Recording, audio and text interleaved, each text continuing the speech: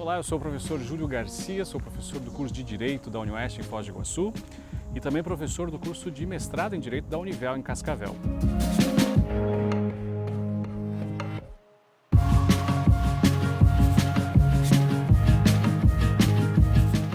E é exatamente sobre esse programa de mestrado em Direito que eu gostaria de conversar com vocês, uma vez que nós estamos agora com a primeira turma em processo de seleção para iniciar as aulas em fevereiro de 2021. Então, se você tem interesse nesse programa, seja para participar desta seleção ou numa seleção futura, esse vídeo eu estou fazendo para você. Eu dividi o vídeo em 3 partes. Acho que a primeira é falar muito rapidamente sobre o mestrado. Afinal de contas, o mestrado é para você. O que é necessário para fazer um mestrado e o que são as expectativas que nós podemos ter ao concluir um curso de mestrado. Depois vamos falar um pouquinho sobre o programa em geral. E na terceira parte, um pouco da minha linha de pesquisa, na medida em que você possa ter interesse de ter a minha orientação nesse programa. Bom, o curso de mestrado, ele tem 2 grandes finalidades, principalmente o mestrado acadêmico. Primeiro, formar professores, docentes do ensino superior. Nesse caso, docentes voltados ao ensino jurídico. E também uma segunda, que é a pesquisa. E talvez a pesquisa jurídica é uma das questões chaves de um mestrado acadêmico. Veja que as 2 áreas, elas se combinam. Primeiro, a produção de conhecimento novo por meio de uma metodologia científica. E depois, o ensino, a transmissão desse conhecimento para os alunos no ensino superior de graduação. O que se espera de um aluno com um mestrado é que ele tenha disponibilidade não só de tempo, mas disponibilidade de interesse, de vontade em pesquisar e de ter tempo para dedicar-se à produção de textos, à pesquisa e especialmente no envolvimento das pesquisas do seu orientador, em produzir conhecimento, em criar novas sinapses sobre como abordar temas jurídicos de uma maneira muito mais aprofundada do que foi possível desenvolver na graduação. Afinal de contas, a graduação apresenta uma iniciação à produção científica e no mestrado nós iremos realmente aprofundar metodologias de pesquisa. Então, se você tem interesse de fazer um mestrado acadêmico, tenha em mente que você precisará dedicar-se durante 2 anos, pelo menos, a muita leitura, pesquisa, raciocínio crítico e é importante você se organizar pessoalmente para dar conta disto e fazer um programa com a qualidade que você espera e precisa. O mestrado em Direito da Univel tem como grande área de concentração Direito, Inovação e Regulações. Portanto, a interseção de 3 áreas, a normatividade jurídica, a ciência do direito, voltada a um fenômeno da nossa época, a inovação, notadamente a inovação tecnológica, mas também abrindo para todos os tipos possíveis de inovação, inclusive os desafios da inovação do direito frente às novas tendências da sociedade e os desafios que nos estão sendo impostos tanto pela política, pela economia, como os desafios com a saúde pública e o próprio problema da ecologia. E a regulação ou as regulações dizem respeito ao modo pelo qual o direito interfere nessas atividades, ou não. E é exatamente assim que nós teremos 2 linhas de pesquisa. Uma que trabalha sobre a perspectiva do compliance e das instituições, e uma segunda que trabalha sobre a perspectiva do direito e das inovações tecnológicas. É exatamente sobre essa segunda linha que eu vou trabalhar e vou ser um dos pesquisadores junto aos meus colegas. Nós temos nessa linha o objetivo de fazer a correlação entre as diversas formas de desenvolvimento da inovação tecnológica e o direito. Notadamente, inteligência artificial, que é um dos grandes temas da atualidade, não só despertando questões éticas e técnicas com um grande potencial, tanto de gerar problemas e desafios para a nossa sociedade, como também de gerar resultados e soluções para mega problemas. E temos junto à inteligência artificial o próprio processo de aprendizado das máquinas, o machine learning.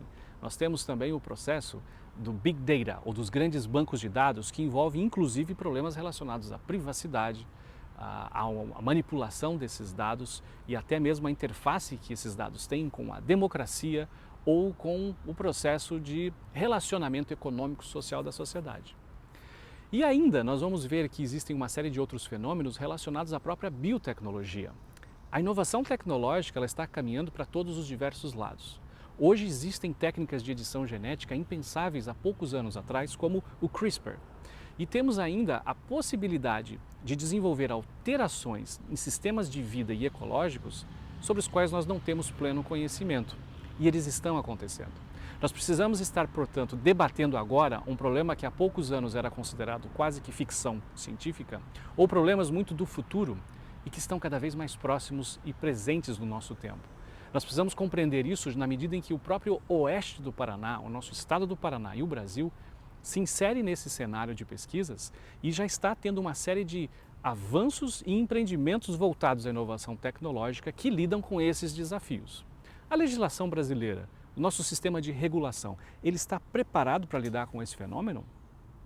Então nós vamos buscar com essa linha de pesquisa esse debate, essa interseção. Por exemplo, de que modo a sociedade vai se relacionar com esses problemas, de que modo o avanço tecnológico interfere na sociedade e também especificamente sobre o direito. O direito está preparado para essa nova lógica, essa nova sociedade? O direito deve ceder a todas as tentações dos avanços de tecnologia, decisões judiciais automatizadas. Nós vamos ter a capacidade de produzir mecanismos de solução de conflitos altamente tecnológicos, sem interferência humana direta? Como se faz o controle de uma atividade como essa? Como se deve fazer para se ter um controle das próprias instituições? E de que modo empresas e organizações devem estar preparadas para ter compliance e admitir toda a condução e cumprimento das regras relacionadas à inovação tecnológica? A minha linha de pesquisa, especificamente como professor, pesquisador do mestrado, busca associar um terceiro elemento, a sustentabilidade. Então, se você tem interesse de observar o fenômeno da inovação tecnológica numa perspectiva de interseção jurídica, compreendendo de que modo esta inovação pode gerar sustentabilidade, deve gerá-la, ou pode ser inclusive limitada em função da sustentabilidade, fica aqui o meu convite para você pensar em produzir um projeto de pesquisa nessa linha. Nós podemos conversar sobre diversos temas relacionados, por exemplo, a relação entre o desenvolvimento da agricultura 4.0, das indústrias que geram tecnologia e geram uma quantidade enorme de uso, por exemplo, de energia, e podemos ainda observar de que modo diversas práticas biotecnológicas podem interferir em mecanismos ecológicos. Então, a busca pode partir tanto da visão da sustentabilidade para a inovação tecnológica, como o contrário. Portanto, a sustentabilidade como uma linha do conhecimento que pode produzir limites para a inovação tecnológica, mas também de que modo a própria inovação tecnológica exige um âmbito de liberdade para a produção de conhecimento. E um dos objetivos ainda dessa pesquisa é a compreensão do fenômeno político, organizacional e da própria presença do Estado no ambiente regulatório da inovação tecnológica. Nós partimos de mecanismos como sistemas nacionais de inovação, para programas e políticas estaduais e regionais e cada vez mais iniciativas que fogem ao escopo do próprio Estado por meio de organizações privadas que buscam gerar ambientes como parques tecnológicos, espaços propícios ao desenvolvimento da inovação tecnológica. Como se dão esses arranjos, os contratos, as normas que devem ser aplicadas a essas relações de modo a preservar não só a sociedade e a ecologia, mas os próprios empreendedores? De que modo nós podemos garantir legalidade, liberdade e responsabilidade ao empreendedor que quer inovar no Brasil, gerando conhecimento, riqueza e qualidade de vida? O nosso desafio para o próximo século é sermos capazes de transformar a relação que temos com o ambiente na produção de energia, no consumo de recursos naturais e, notadamente, nos resíduos que nós retornamos para o ambiente. O mestrado em Direito da Univel está com as inscrições abertas. Elas vão até o dia 16 de outubro de 2020 para essa primeira turma. O processo de seleção acontece nos dias subsequentes e espera-se que até o dia 5 de novembro nós tenhamos o resultado dos até 33 participantes, alunos selecionados dessa primeira turma de mestrado. Uma turma histórica para a região oeste do Paraná, o primeiro mestrado em Direito de toda a região. As aulas iniciarão em fevereiro de 2021 e fica aqui o convite para você participar deste processo, divulgar para os seus amigos e conhecidos, para que nós possamos tornar este programa mais um curso de excelência da Univel em toda a região. Até a próxima!